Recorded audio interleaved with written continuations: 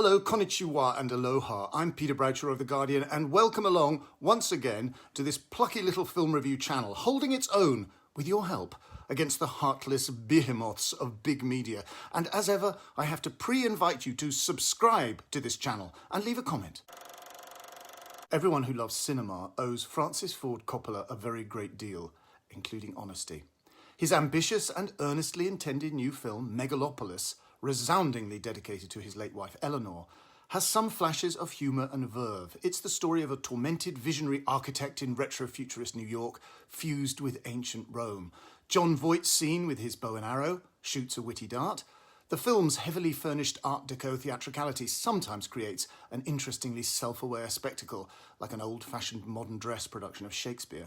And certainly, a Coppola failure is a whole lot more interesting than the functional successes of lesser filmmakers, the middleweights who aim low and just about hit the target's bottom rim.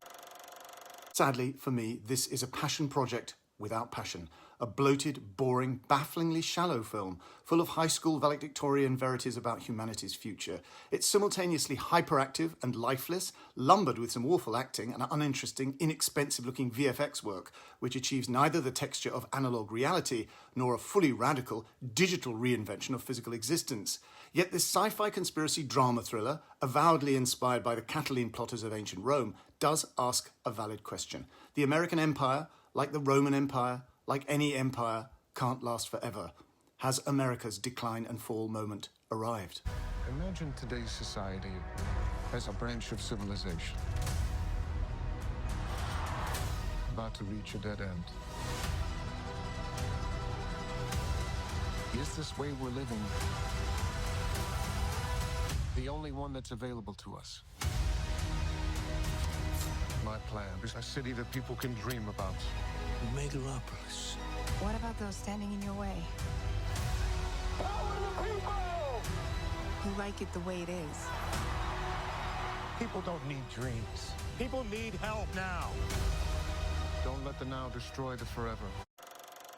We are in a sort of steampunk New York, very similar to the present, with screeching news stories announced via ticker-tape video billboards on buildings.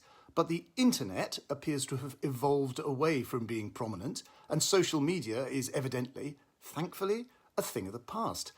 The city's most famous resident is visionary Nobel Prize-winning architect and scientist Cesar Catalina, played by a very self-conscious Adam Driver, getting drunk at social events, embarrassing himself, and tormented by the death of his wife in a car accident, for which he only just escaped blame. He has supposedly invented a new and miraculously strong and malleable building material called megalon, and the discovery of this appears to have given him secret powers to control time and space. The federal government has given him permission to demolish whole swathes of the city for his utopian building project called Megalopolis. Meanwhile, City Mayor Cicero, Giancarlo Esposito, is furious at this arrogant man's attitude, and he demands real answers to what he sees as humanity's actual needs: a living wage, sanitation, roads, schools, hospitals, not this pie-in-the-sky megalo nonsense.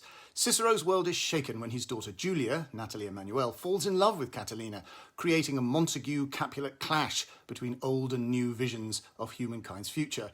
And sinister Trumpian banker Hamilton Crassus III, played by Jon Voight, is conducting an affair with a sleazy, duplicitous TV news presenter with the Pinchonian name of Wow Platinum, played by Aubrey Plaza.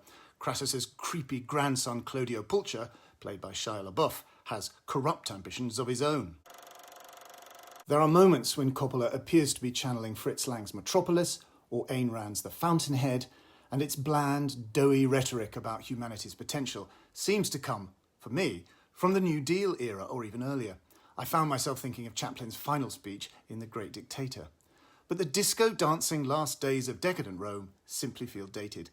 There's a very strong scene at the very beginning in which an agonised Catalina clambers out of a window at the very top of the Chrysler Building in New York and teeters over the edge.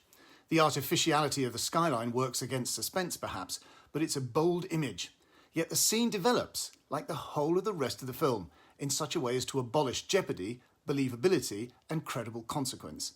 It hardly needs to be said that paranoid intrigue, political violence, and dysfunctional family dynamics are themes that this director has already addressed more memorably in the past. But perhaps it is this remarkable body of achievement which gives him the right, Now, to disregard criticism from me or anyone else. And that's it. Please give this vlog a bit of a like and a bit of a share.